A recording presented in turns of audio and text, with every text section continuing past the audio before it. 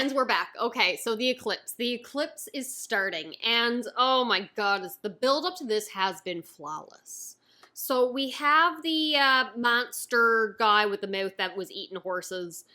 He's now dead, transformed back into a little old man with a sword through his neck. So we can presume that he traded or sacrificed somebody or a lot of people, maybe, for power and the ability to just do whatever he wanted. And now that he's been killed by Zod and Guts combo, maybe the ones that he had sacrificed to get this power has been released, maybe. I'm not quite sure. Maybe that's just other people he's consumed over the years and souls. Feast he's taken part in? Probably Feast he's taken part in. I'm going with that because Griffith's is definitely different because he has the Crimson Behelit, whereas there are other different types that are for normal people, to phrase it better. I love this section here because afterwards you get the realization from the Hawk that Griffith can never recover from the injuries he suffered being tortured. And without Griffith, there is no Band of the Hawk. They have to disband or become something different. This is when they will either come together to follow a different person and be something new, or split apart into different groups. And oh, I praise the artwork and the tone and how emotions are portrayed in Berserk a number of times. But here, when you have like just a vast landscape, double spread, the wind blowing over the grass, hiding Casca's face, you see her from behind, you're focusing on Guts and the other members, but you can't quite see her. At one point, it's cutting off her eyes, the most expressionist part of one's body, to see what they're feeling. Truly, and that's cut off. You just see like the lower jaw part, the back to the I just love everything. The focus on the imagery and taking the time as people are desperate. They don't know what to think. They don't know what to do. They're frozen. The battle is over and they don't know where to go from here. Corcus, having learned that the Griffith is gone and it'll never be the same again, realizing the comfort that was promised to him for a future for following the Hawks and the glory that they had achieved is now lost and gone forever, swings a sword, breaks it on a rock. I'm just like, broken sword. Is that the sword that's going to be used in the eclipse somehow? It's not. But then eventually they turn to Casca, as if you are the one that has held us together all this long. Can you keep doing it? And it's Judo who speaks up, saying she has given more than anyone. It is not right of us to ask more of her. And Guts goes to speak up for her to say, no, she's coming with me. We're done here. But Casca pushes him back, saying, give me a little bit of time to think about this. And they go off. She makes a point to say that while there are some battles that people can't just walk away from, like they can't ask Griffith to continue on fighting, he is done, this is a battle he can't overcome, is this one that she can't overcome? Should she keep pursuing it? She doesn't know what to do, she needs time to think. Guts goes to talk with Judo, who talks about how it'd be best if he left to go become a mercenary or something. He'd just go off, but take Casca with him, as she's just not going to be suited. She'll be held down by the responsibilities here and she won't be able to take it. He's going to go off and form like a thieves guild, and you can't have a serious thief. You gotta be joyful, happy-go-lucky, and she's just not suited out for the kind of lifestyle that he can provide, which is tragic considering how we know the eclipse is going to end. Well, we don't know that. I know that now, and it's terrible. I'm not apologizing, Judo. I've got more things to say about him. But I will say that it was at this point that I accept it fully that he is not here to betray the Hawk, because I was always iffy. He's like, he knows about Griffith's plan. He knows about the history. He knows about the angel demons and the stories, and people did point out that he was in a traveling group, that he was a storyteller, so fair. That's how you can learn the history of things. But for the longest time, like, he knows more than he's letting on, and I feel like he has a plan. And I felt that maybe that plan would be to betray us somehow. However, when he says that I'm a Hawk still through and through kind of thing, I'm like, okay, he knows more than he's letting on, but he is not intending to betray us. Maybe he'll be helpful in a way, and he almost was. Then, of course, I accidentally talked about this in the previous video. Griffith tries to assault Casca, but does not have the strength. He had seen her and Guts talking and felt once again that he was losing everything that belonged to him. Not things he valued. He may value them, but he valued them because he felt they belonged to him. Casca was his. Guts was his. And now they're talking about leaving, going off on their own, and abandoning him, he's losing control again. So he tries to reinsert that control, but of course he does not have the strength. She just ends up holding him. And eventually she is crying, probably because she realized what was happening and he wasn't just looking for comfort. And Guts comes very upset that Griffith had harmed her in some way, but she won't tell him why. And she starts going off how he is so weak and feeble. He needs someone to take care of him. I cannot leave him. And Guts says, then we won't. We will stay together with him. We will care for Griffith. Judo had even said, like, hey, the Thieves Guild can get enough money to provide for Griffith, so he's not abandoning them either. And Casca said, that is not what you want. You want to go off. You want to you follow your own dream, and you want to be Griffith's equal, which you can't do if you are being held back by us and by him. And Griffith wouldn't want that from you, talking about that conversation they overheard on the steps, and you have to stand on your own and not let anyone hold you back, follow your own dream, so you have to go. I did not want these two together, because, again, I'm fine with their friendship. I didn't want them in a relationship. I like them together now, okay? So, especially after everything that happens, I'm like, can we not just have nice things?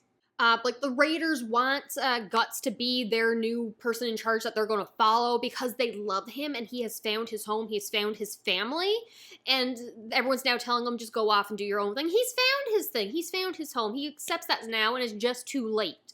And again, if he had realized that this is where he belonged and stayed there, then Griffith probably wouldn't have spiraled and went with the princess and got himself thrown in the dungeon, and we wouldn't be in this situation. This is not Guts' fault. He has every right to go explore his own dream. This is on Griffith for his decisions that he made. But what if he had realized these people were his family and just stayed there? Anywho, what else happens? So Griffith, having realized that everything is again spiraling out of control, he starts to hallucinate and dream. That cobblestone path that leads him to the castle, his greatest dream and desire. And then he has dreamed of Casca, back when she really did belong to him and he could have her at any time. She's now his wife in this dream hallucination. They have a son named Guts who's playing with, I think it was Pippin. And I'm like, what the hell?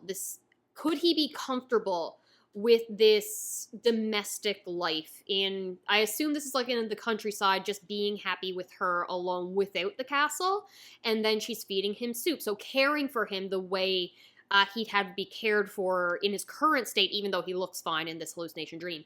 But when the soup comes up to his mouth, you see the Baelet screaming. And we see Griffith running. He's not running. He's in the carriage. He manages to drag himself to the front. The horse goes, and it's going down real fast. Everyone's chasing after him, shocked that he's even able to move to do this on his own. The carriage crashes into the lake. And my favorite scene, full stop, of the series so far, as he is in the lake and desperate, not wanting to live. He sees the wood sticking out of the water. He goes to it, ready to impale it on his throat and kill himself, but then something happens. He reaches into the water and pulls up the Crimson Baelet, the Egg of Kings. It has returned to his hands, and you can feel the power coming back into him as he's choosing between power and death. And everyone is coming towards him, running for him, when these figures, monsters, giant creatures in the background arrive. And Griffith is thinking, do not come for me, picturing Guts running towards him, or seeing Guts run towards him. He's like, if you touch me, it's over. And he's screaming in his mind to stop, to stay away, because he feels what's happening, but it's too late and he can't verbalize it. His tongue's cut off. And when when Guts meets him, the eclipse is in full force, and it's over for everybody. Oh god, I love the atmosphere of this scene. The sky, the water, the field, it's building up before you finally see the eclipse, and this looming threat that has been built up and mentioned little pieces of it throughout the story so far, and just in the fandom as a whole, we're finally seeing what it is. The blood from Griffith's neck runs down his arm into the Baelet. It starts crying blood. Guts reaches him, and it's too late. We are transported to the Hell dimension. Then we're just cutting to a traveling caravan where, not Rickert, let's go with that, is with, so he's the last remaining outside person of the Band of the Hack, since everyone else has been eaten by the slug monster thing, and he gets to where he needs to go, and he finds them in the tornado vortex, the meeting point, and is shocked at what is happening. Meanwhile, we have Puck, who is also with the traveling caravan thing, and I am shocked that we had so many little moments where Guts and Puck could have interacted. So it was likely his specific elf fairy magic dust powder that had healed him previously. Rickett now has more of it from this caravan, should he ever need it, which he will. And Puck is talking to this fortune teller lady who's talking about Rickert's crossing path with a destiny that could lead to the end of the world, that for some reason it's not in her place to stop the end of the world, just say, hey, this is probably going to happen, which seems like irresponsible fortune telling to me. Now, back with the Band of the Hack, everyone is freaking out because the floor is made of screaming, tortured faces. There are monsters looming in the distance. They are in our hell dimension, so every right to freak out. Casca is doing her best to keep everyone in formation so they have the best chance of survival, but they have not a snowball's chance in hell of survival because hell dimension with screaming faces on the floor. They're talking about the feast has begun, and this is something that happens once every, is it 200 or 300 years? 216 years. Not sure if that's important or not. But they have come for a feast and the sacrifice to take place. And that the demon gods, what are they called? 4 guardian angels are coming. And Guts noticed that Griffith is crying tears of blood just like the Behelit had. And that's when those 4 angels arrive. And I adore all of them. First, you have the succubus-looking one, and I love her introduction so very much. You have these black wings. At first, it's like angelic or fallen angel, kind of. With, again, their wings. They're gorgeous, but they're black. And then they transform into these, like, bat-like wings, as if we went from angel to full-on devil. Or maybe they're both. I love that. You got the one that looks like the Cenobite from Hellraiser and the Martians from Mars Attacks had a baby, and you have him. And then you have these 2 little blobby looking ones, and the one who rises up from the floor is my favorite, just because I like his little face. It looks very squishable. So he's my favorite, and both of them are very manipulative later on and take part in one of my favorite scenes. And Guts, being very much in character, how does he respond to these demon things in the demon dimension coming up and saying, oh, Griffith, you are our kinsman, you will be one of us? Obviously, he pulls a little tiny knife and's ready to stab him. It's like, how dare you call him kinsman? He's not like you. He's my friend. Get the hell away from him. Very much in character for him. Like, stab first, ask questions later, even if it's a demon coming after you. But then it's them talking about what a beautiful friendship you have, and you will make a good sacrifice in turning him into a demon, and flashbacks of the Black Swordsman and everything that happened with the person there that was asked to sacrifice his daughter but couldn't do it. I need to reread the Black Swordsman when we're completely done with this arc. One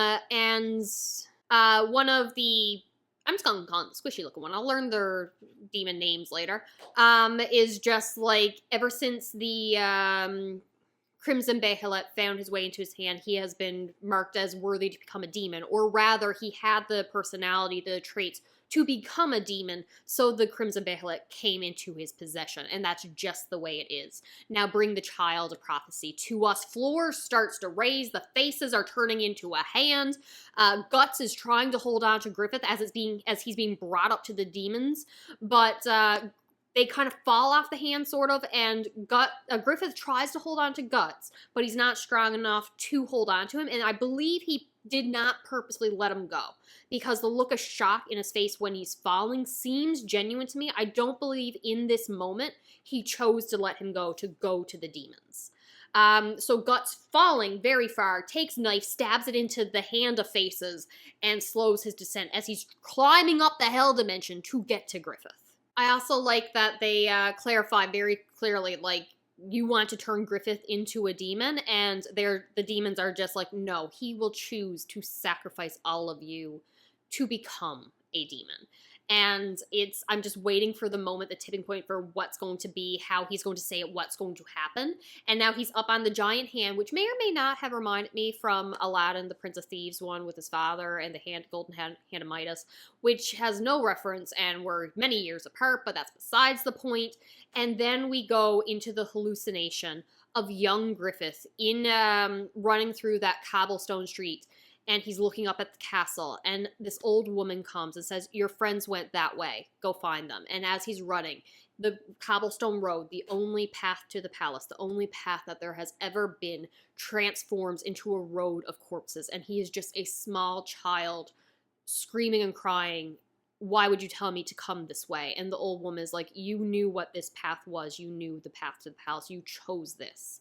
And you get all the fallen soldiers over the year, everyone who's ever fought and died for him, all his enemies, all his allies, anyone who's died for him. The young boy who held that toy soldier that he met so many years ago that he told Casca about in the water, that died for him and is still saying, let me be a knight, let me protect you. And you have people raising the banner of the Band of the Hawk saying, let us follow you. And Griffith's just screaming, no, you're dead, you can't come with me.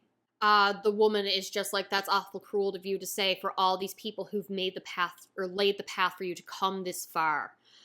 You knew what you were in for. And to make it the rest of the way, you will have to pile up even more corpses, because the path does not extend all the way to the castle. There's still a large gap. It's like, are you having regrets now? Don't think like that. If you turn back, then your body too will just be added to the pile of corpses. And you see little young Griffith's hands and arms start to dissolve and decay as he will become among the corpses. So he has to make his choice. And the woman says, you foolish child, if you were going to regret, why would you come all this way? Why couldn't you just be satisfied gazing at the castle from a distance? And Griffith says, I don't know why. And at first, I wanted more of Griffith's backstory. What about his upbringing made him want to have a castle? Why couldn't he be satisfied with anything less? And I think it's a fantastic decision that we aren't given that backstory, because really it doesn't matter. There's no one thing that led him to wanting that castle. It's just something that he wants to achieve, what he's dreamed of.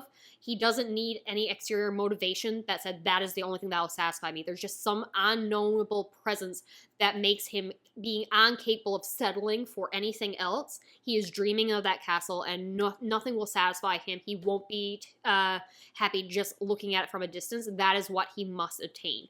At the same time, if we were given more backstory to determine what led him to that specific goal, I would have taken it and I would have loved it, but I don't think it's 100% needed, and I'm okay with that gap and it just being something that he himself doesn't know why he cannot settle for anything less. So he takes the corpses in his hand in the dream and starts walking towards the end, ready to pile up more corpses. We are now back on the hand in the Hell Dimension with Griffith in his weakened state.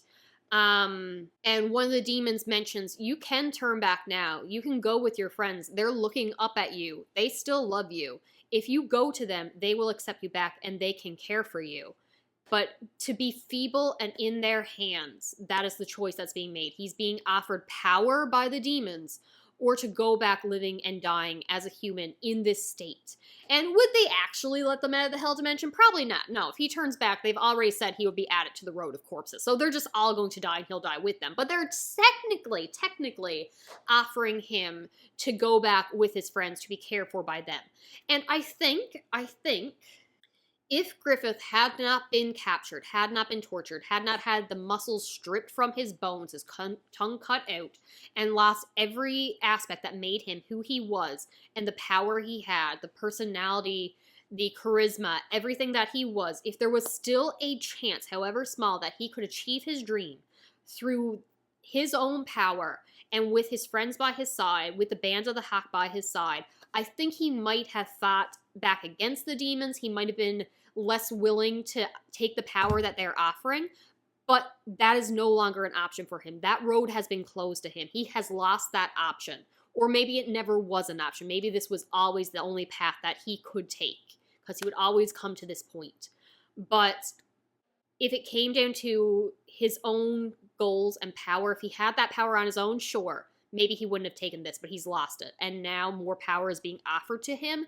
So in his heart, he accepts it, says something, and marks his friends for sacrifice. We see the mark go, distribute among everyone, gets Guts in the necks, and everyone else on their body as they are going to be sacrificed to make Griffith a demon. And then everyone is slowly, systematically being slaughtered. Casca is in shock as everyone she knows is being ripped apart. Guts is in shock, climbing up, trying to get to Griffith, saying, no, there's no way he agreed to this. Is this really what you wanted? No, it's not possible. And my heart is just dropping at this point as I'm fully expecting every single member, save Guts, to be slaughtered. And I have no sweet clue how Guts gets out of this alive. And it is beautiful. It is flawless. I love it. I love everything. Griffith's character is so interesting because we were set up knowing he would do something like this, that he would become the demon that Guts has to hunt down, but we see them be friends. We see their relationship. We see their bond. We see how much they care for each other. We see the relationship with the Band of the Hawk. We know we're going to lose them because obviously Guts is alone in the present day, but we don't know how. And for Griffith to make the choice to sacrifice them for power, but for all this stuff to lead up to him before that, and it probably not actually being a plan that he was setting out for, but maybe destiny pushing him on this path and on this road. I love it. I love this arc so very much. I'm going to be mean and stop here because, one, I've had a migraine for the past like 3 days and it's just now over and I don't want this to be a long video. But this is also where my bind up of volume 4 has ended, and I immediately went and started on volume 5. So I cannot hold this right. So I've already finished the Eclipse. I am dying to continue with the rest of it. So I'm going to hopefully finish the halfway point, and we will talk about the ending section very shortly. All right, and then afterwards, I will get back to Hunter x Hunter, but clearly I'm finishing up this section of Berserk first before I continue either watching the anime or reading the manga for that. All right, talk to you later. Bye.